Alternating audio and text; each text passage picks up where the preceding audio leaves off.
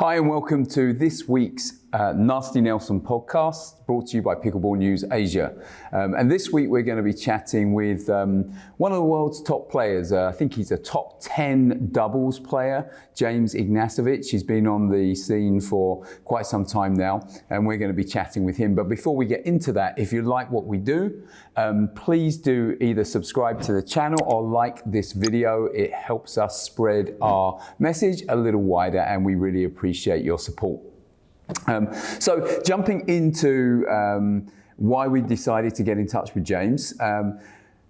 James has co-founded a paddle company. It's called RPM. It's making some waves, but what caught our attention was this week he pushed out on his social media some thanks to his partners in Asian countries like Japan, China, other areas, where he's saying that these RPM paddles are really selling much more than he expected. So we were kind of interested to touch base with him and maybe understand a little bit more about what's happening with RPM amongst Asian pickleball players.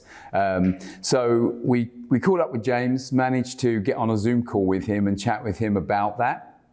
First thing I really wanted to get into though with him is that as one of the world's top players, and that's been around for some time, was that many players like him, they endorse paddles. Maybe they get a paddle with their name on it on a sponsorship deal, but far less, none that I can think of, actually start their own paddle company.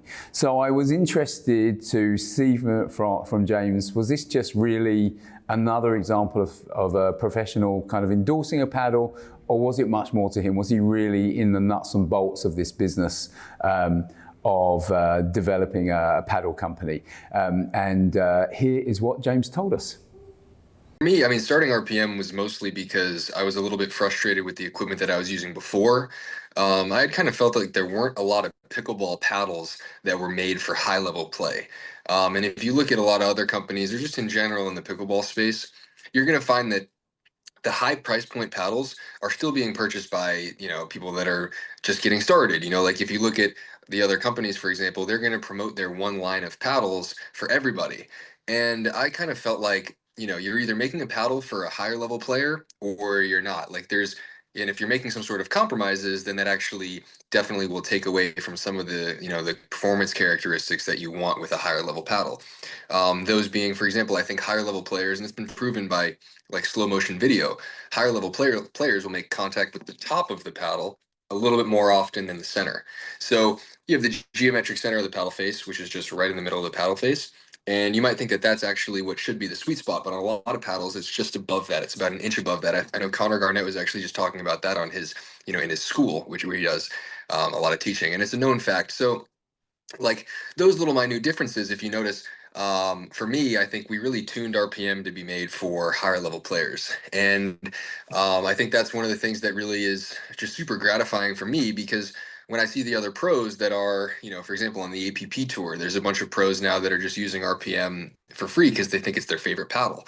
And, like, for example, Casey Diamond, Eric Lang, Shelby Bates on the APP tour, we're not paying them. They're just using it because they like it. And at this pro tournament, the PPA World Championships, there's about 15 pros that are kind of at the qualifying level that don't have sponsorships with other companies.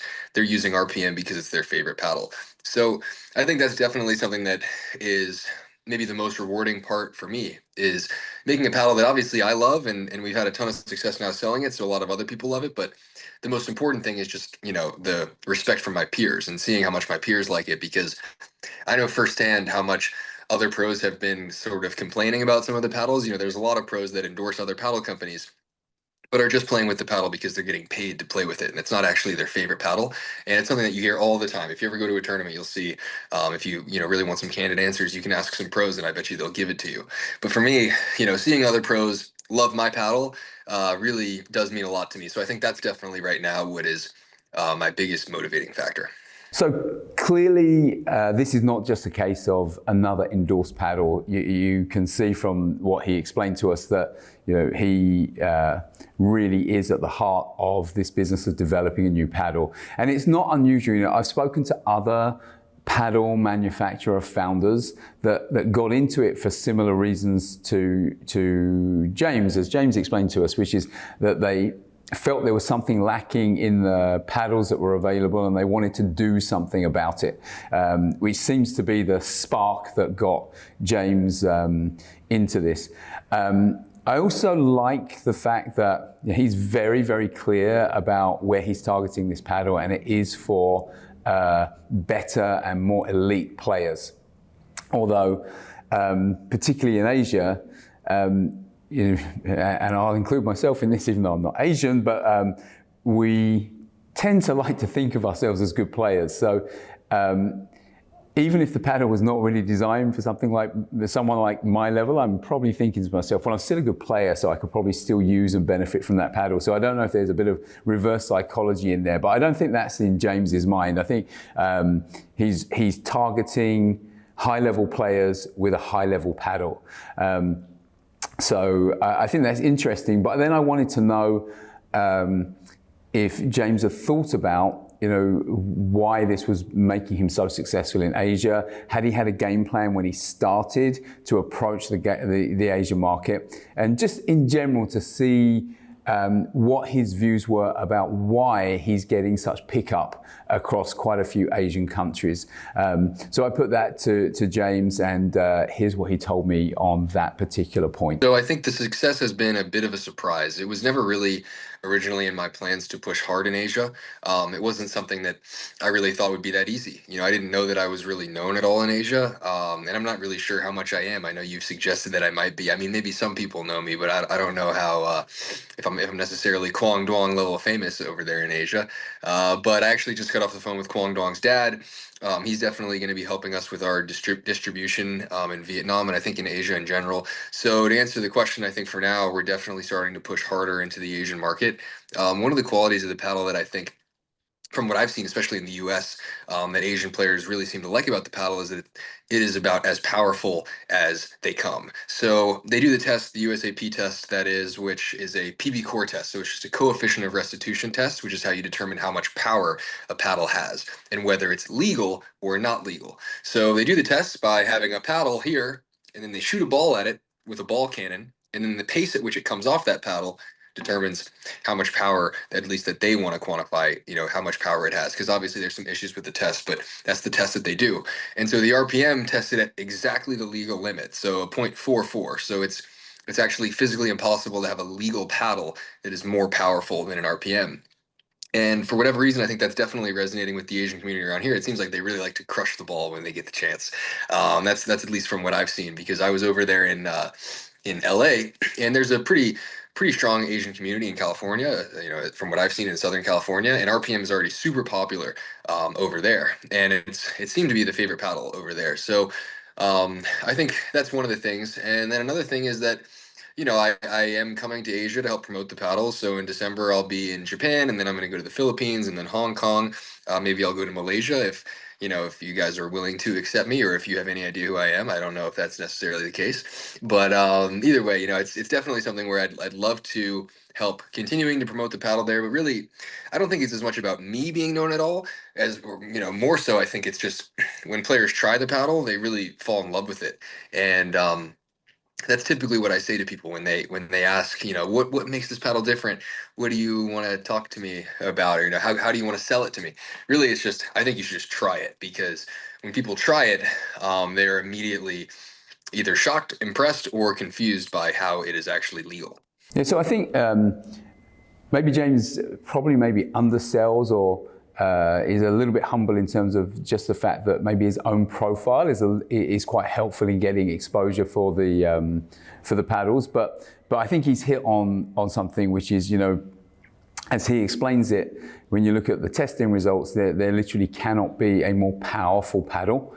And I think that plays to Asian players in a couple of respects. One, I believe that Asian pickleball paddle purchasers are quite discerning and they do their research. So they're often looking to find the paddles that really meet what they're hoping to get when they play their games. But also, I think we all know that most of the Asian countries, players at all levels, have a reputation for being, if we call the word bangers, far more than say in the US, so that people really do like to play the more aggressive, fast game over here. It's developed that way. And so having a paddle that is verifiably proven to be the most powerful paddle probably does really play to what a lot of Asian players are looking for. And potentially that might be part of the reason why he's had a more surprising amount of success over here than perhaps he was expecting. But with that in mind, I was then interested in his ambassador program because there are quite a few paddle companies that have some popularity over here, but their ambassador programs do not extend outside of, say, the US or some European countries.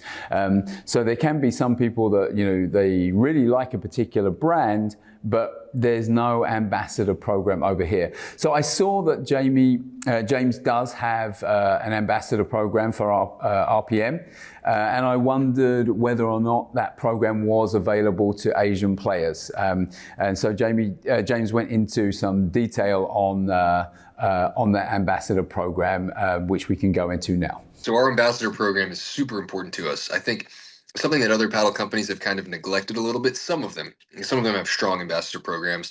I think that the Selkirk ambassador program is pretty strong, but other companies have kind of neglected it. For us, I think it's huge because the quality of our paddle is actually so good that I think when ambassadors get the chance to just put it in other people's hands and have them try it, it speaks for itself. So we already have a good amount of ambassadors in the United States. We're definitely looking to push forward more into Asia. It's definitely open. So it's open to ambassadors in Asia. We would love for people in Asia to be, ambassadors of the brand, trying the paddle. So yes, it's definitely open. I think it's more so for us just a matter of promoting it in Asia and getting more ambassadors in Asia. So if you are in Asia and you want to be an ambassador for RPM, I would highly recommend signing up on our website. So that's rpmpb.com. And then we've got a form that you fill out for the ambassador program.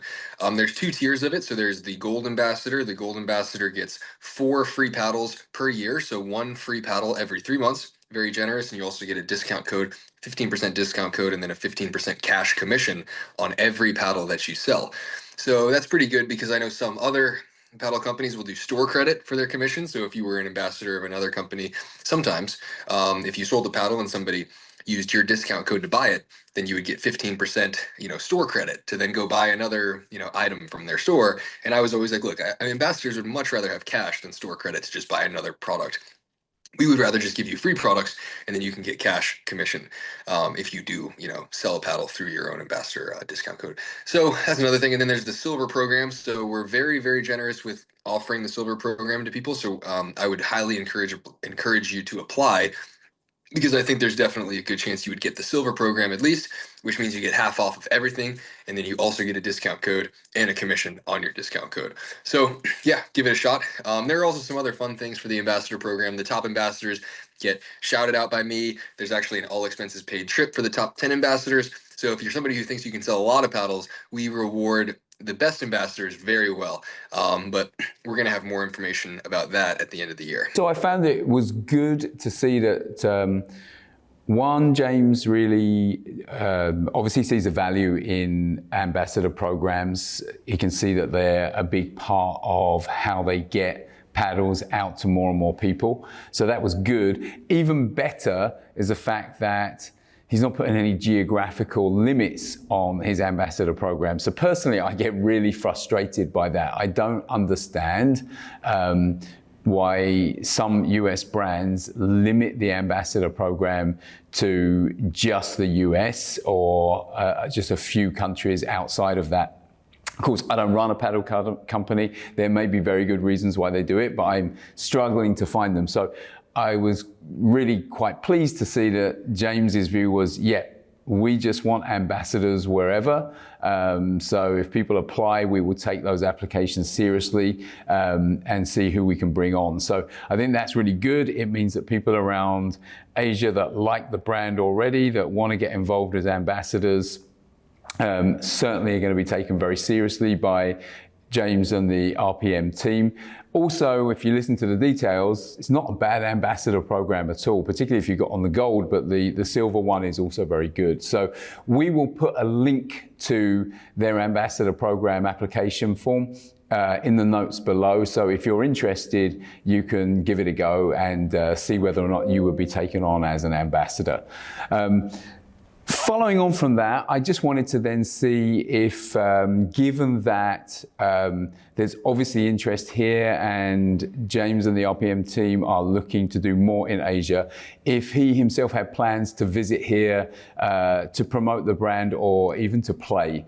And here's what he told me about that. I'm going to Asia. I'm going to Japan. I'm going to Tokyo, one of my favorite places in the world. I'll be there on December 9th. And then I'm going to be there for a week, and then I'm going to go to Hong Kong and then the Philippines, and then potentially more places after. I know I'm going to be going to Shenzhen in China also, so that I can watch the paddles get made.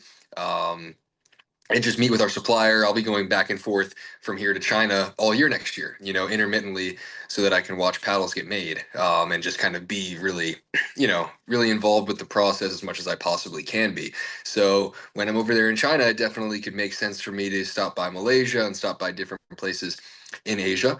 So yeah, I think that, some other pros, they might not be going to China as much as me, because I'm actually making a paddle. So I'm going to be in China all the time. And then as a result, maybe is a shorter flight for me to go visit other Asian countries.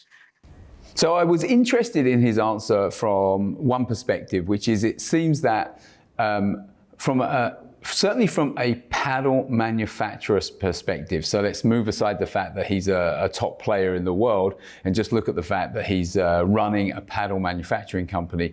Pretty much all of the major paddle brands that are US based are getting their paddles manufactured in China. I think there are one or maybe two exceptions, but outside of that, the reality is that the premium manufacturing capability is obviously in China. So that's where all the paddles are being made. So what that means is that I think in terms of, again, Asia as the next market for pickleball after US, even the major US brands have something pulling them over here to Asia, because just meeting with their manufacturing partners means that they have reason to be in this part of the world. And when that happens, of course, they want to make the most of those situations. So in the case of James, I think he'll find, this is just my opinion, but I think he'll find that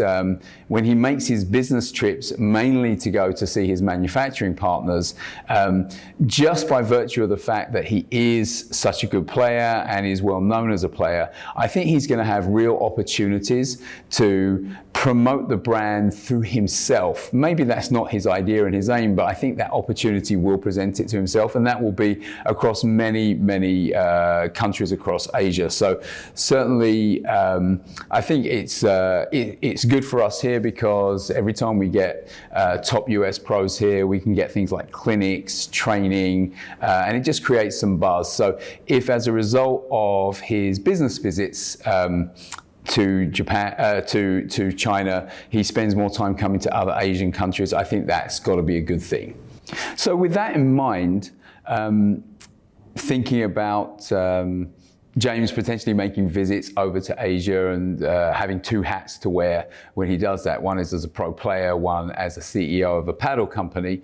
I actually wondered, how does he juggle those two things now? So I asked him that question, how does he juggle the demands of running a paddle company and being a pickleball world-class pro player, and what are his long-term aims for both strands of his career?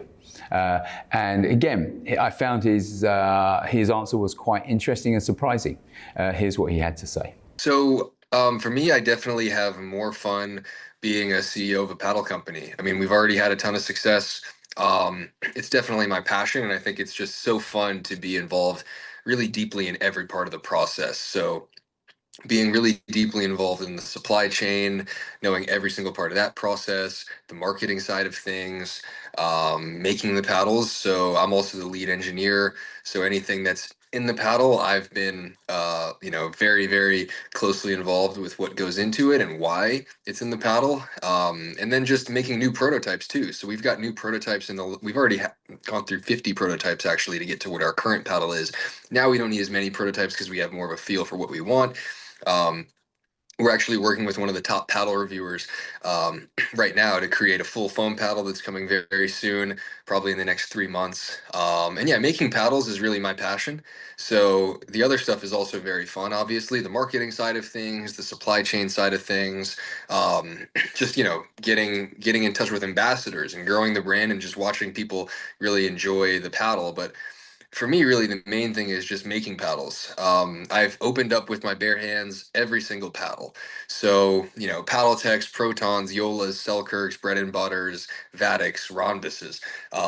I've opened up every single paddle with an oscillating tool and an X-Acto knife, and I could tell you every single thing about those types of paddles.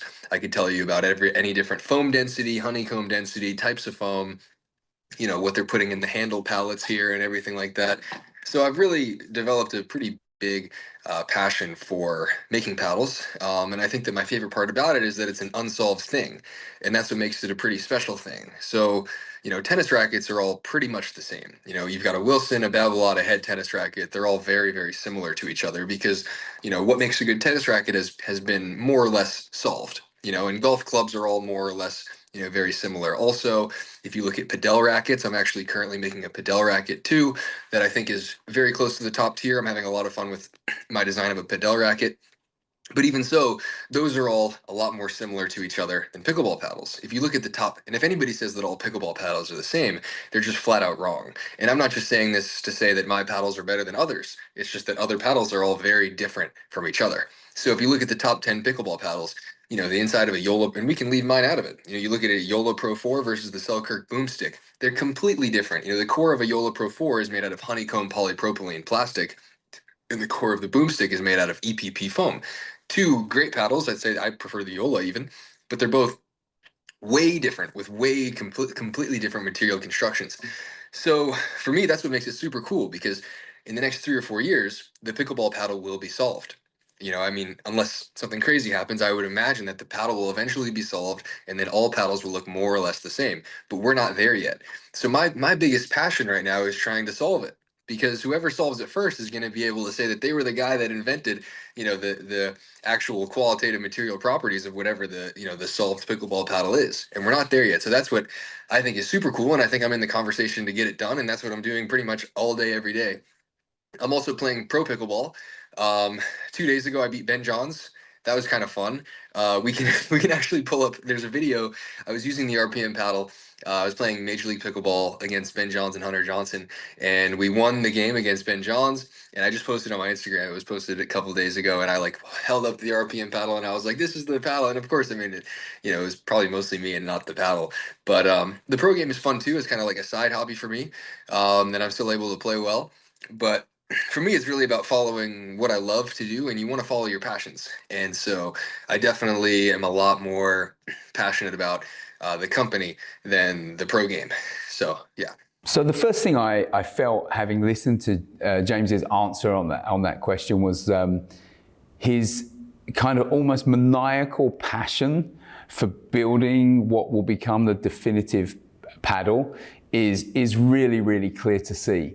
But I was also really surprised because, I guess if I had his level of talent as a player, I would probably still want to put my playing above anything else I did in pickleball. But you can see that, obviously the guy loves playing, but he was very clear. His real passion now is what he's doing with, I guess, developing that ever improving paddle. That's where he sees his main focus and the thing that's preoccupying his thoughts every day.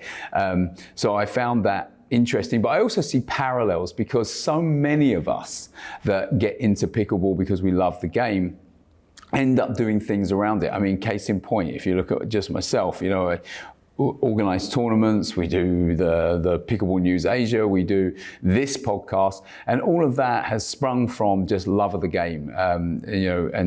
Of course, I guess my preference is still playing, but anything around it and doing things that enable you to stay involved in the sport in different ways seems to appeal to so many people that get into pickleball. So it's just really interesting for me to see that even at a level of James, where he plays at a world-class level, and as you mentioned, he even beat Ben Johns in the MLP a couple of days before cutting this interview with us. So he's really, really at that top level. But even at that level, the joy of being involved in different aspects of pickleball does seem to affect literally anyone. And I think that is something that all of us that play and are interested in the game can resonate with. So with that, I hope you found that conversation with James interesting. We will keep an eye on when he visits and whether we can get him over here and speak to him again, and maybe even get some clinics going with him or those kind of things. So we'll try and see if that kind of thing is possible. But for now, if you've got any other interest in RPM, the notes will be, there will be notes on the Ambassador program, and it will also be details on Pickleball News Asia, where you can see all the latest news as well. So just one more reminder, if you like what we do, please do subscribe or like this video, and thanks again for joining.